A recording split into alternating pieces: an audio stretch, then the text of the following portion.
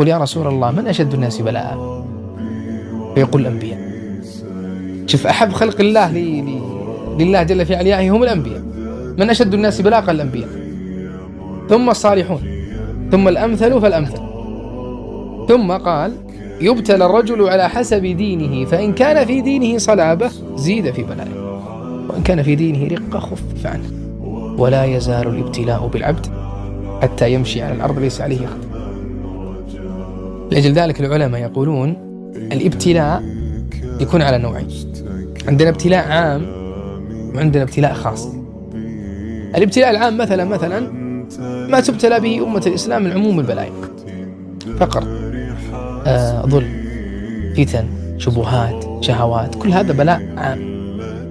البلاء الخاص هو ما تبتلى به أنت، ما تبتلى به أنت في كل يوم يعتريك فتنة، شبهات أو شهوات.